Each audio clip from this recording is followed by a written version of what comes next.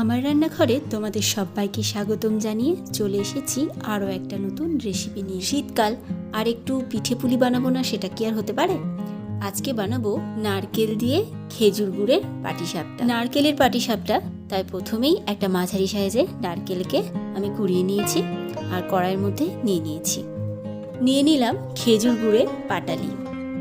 এবার আস্তে আঁচ দিয়ে আমি গুড়টাকে আর নারকেলটাকে ভালো করে মিশিয়ে নেব।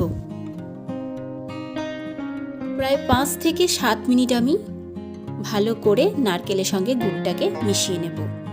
তবে খুব কিন্তু শুকনো শুকনো করে নেব না, একটু আঠালো চিটচিটে ভাবটা থাকতে হবে।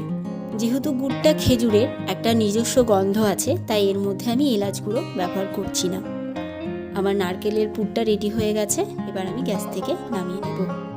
এবার দ্বিতীয় প্রসেসে চলে যাই। ব্যাটারটা বানাতে হবে, তার জন্য নিয়ে নিলাম 1 কাপ চালের গুঁড়ো আর নিয়ে নিলাম ওই কাপেরই হাফ কাপ ময়দা। আমার কাছে ময়দা ছিল না, তাই আমি আটা ব্যবহার করেছি। আর দিয়ে দিচ্ছি 2 চামচ মতো গুড়। খুব বেশি মিষ্টি দেব না, কারণ পুরটাও মিষ্টি হবে, আর খুব বেশি মিষ্টি করলে তখন উঠতে চাইবে না, তাই খুব একটা বেশি আমি মিষ্টি দিলাম না। তোমরা চাইলে এখানে সুজির ব্যবহার করতে পারো, আমি কিন্তু করিনি। এবার দুধ দিয়ে ব্যাটারটাকে গুলে নেব।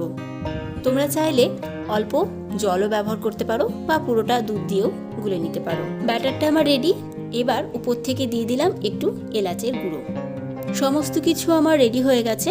এবার একটা চাটু বসিয়ে নিয়েছি। চাটুর মধ্যে একটা বেগুনের পিছন দিকটা নিয়ে এইভাবে ভালো করে তেলটাকে মাখিয়ে নেব। আমি সাদা তেল ব্যবহার করেছি, তোমরা সাদা তেলের পরিবর্তে ঘিও ব্যবহার করতে পারো। চাটুর মধ্যে দিয়ে দিলাম ব্যাটারটা। এবার অল্প করে একটু ছড়িয়ে দিচ্ছি। ব্যাটারটা দেওয়ার পর একটুখানি অপেক্ষা করতে হবে। এই যে এভাবে উঠে উঠে আসবে, তারপরে দিয়ে দিতে হবে পুরগুলো। আমি দিয়ে দিচ্ছি নারকেলের পুরটা। এইবার প্রথমে একদিকটা মুড়ে নেব, তারপরে এইভাবে দ্বিতীয় দিকটাকেও মুড়ে নেব আর একটু চিপে চিপে দেব।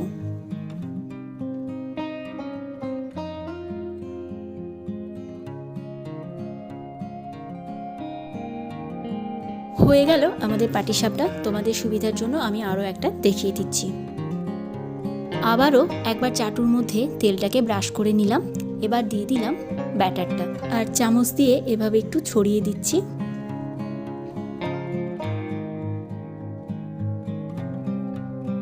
আর পুরটাও দিয়ে দিলাম এভাবে। এবার 2 দিক থেকে আমি মুড়ে দেব। রেডি হয়ে গেল আমাদের পাটিসাপটা।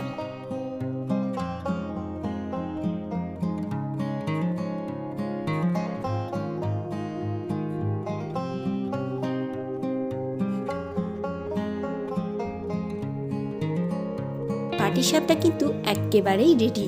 কি ভালো খেতে হয়েছিল কি বলবো। যারা বানাতে ভয় পাচ্ছ তারা এইভাবে একবার বানিয়ে দেখতে পারো, আশা করি তোমাদের ভয় কেটে যাবে।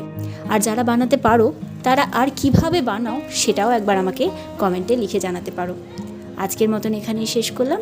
দেখা হচ্ছে আবার নেক্সট কোনো রেসিপি নিয়ে।